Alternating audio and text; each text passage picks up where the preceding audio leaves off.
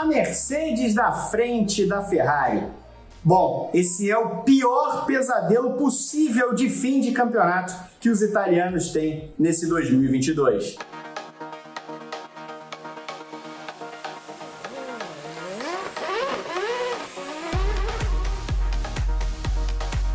Fala pessoal, espero que tudo bem com vocês, Pedro Henrique Marum aqui. Vamos abrir juntos esta semana que vai desembocar lá em Interlagos no fim de semana, no GP de São Paulo, a corrida brasileira da Fórmula 1, expectativa de casa cheia. O Grande Prêmio estará em peso em São Paulo, mas vamos deixar isso para daqui a alguns dias, daqui a algum momento, porque agora eu quero falar sobre essa relação entre Mercedes e Ferrari. E eu sei que o pessoal do GP já tem abordado nessas últimas semanas um pouco dessa relação, a possibilidade da Mercedes passar a Ferrari no Mundial de Construtores no fim do ano, se a Mercedes está de fato já melhor que a Ferrari. Mas eu quero olhar por um outro lado aqui, um outro prisma, porque é o seguinte, simplesmente é o pior pesadelo possível para a Ferrari o momento em que a gente está vivendo. O momento que a gente está vivendo agora é o momento em que a Mercedes se mostra em igualdade de condições, chegando cada vez mais perto e até talvez já passando. O que a gente viu no México foi uma Mercedes claramente mais forte, superior à Ferrari em todas as instâncias do fim de semana, classificação, corrida, que era algo impensável no começo da temporada. Então eu resolvi fazer um recorte. Eu sei que o campeonato tem mais 2 corridas, São Paulo e Abu Dhabi, então vai terminar com 22 corridas, evidentemente, mas eu resolvi pegar como se fosse um corpo completo o campeonato até agora, essas 20 corridas que já passaram. E eu separei em 2 metades, então 10 e 10, uma metade, como for uma quantidade par de corrida até agora, são metades perfeitas. Essa metade é dividida no GP da Inglaterra. O 10º GP foi o GP da Inglaterra, a segunda metade começa na corrida seguinte, que foi o GP da Áustria. Então, eu trouxe números. Veja bem, até o GP da Inglaterra, portanto, nas primeiras 10 corridas do campeonato, a Ferrari fez 265 pontos contra 204 da Mercedes, uma diferença de 61 pontos.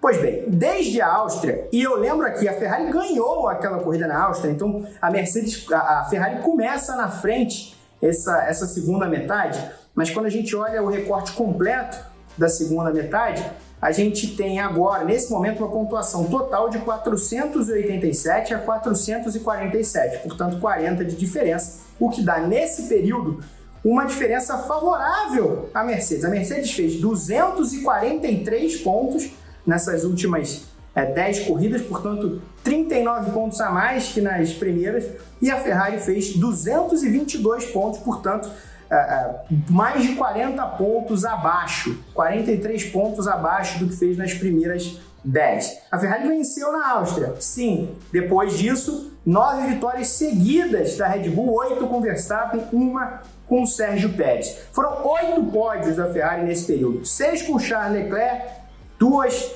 com 2 pódios com o Carlos Sainz e 9 pódios da Mercedes, 4 com George Russell, 5 com Lewis Hamilton. No México, em outros momentos, a gente sabe que o fato da Mercedes ter resultados melhores que a Ferrari também foi fruto dos defeitos que a Ferrari mostra. As falhas de estratégia, os problemas de confiabilidade, erros individuais. Por exemplo, Verstappen poderia ter ganho a corrida na França, não fosse a batida do Leclerc.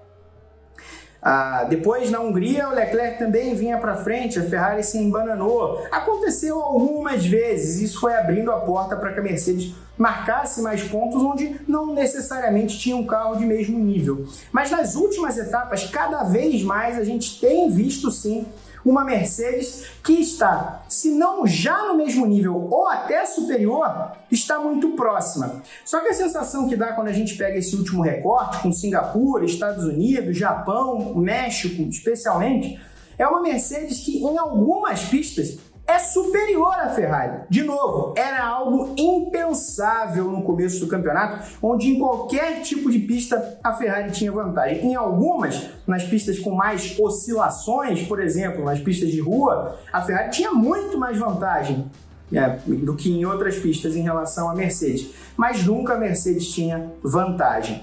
Nessas últimas provas, a gente viu uma Mercedes que conseguiu aprumar o W13. A Mercedes que já fala no ano que vem, já fala em traduzir este carro desse ano, do corrente ano, para o ano seguinte, para o ano que vem, espera transformar esse carro, partir de um princípio não tão distante das suas rivais, para que no ano que vem, com algum desenvolvimento, consiga brigar pelo título, ou pelo menos brigar por vitórias mais constantes. A Mercedes ainda pensa em ganhar alguma corrida, quem sabe, no Brasil ou em Abu Dhabi esse ano, mas e aí é uma opinião minha, pessoal, claro, eu acho muito difícil a Mercedes superar a Ferrari no Mundial de Construtores.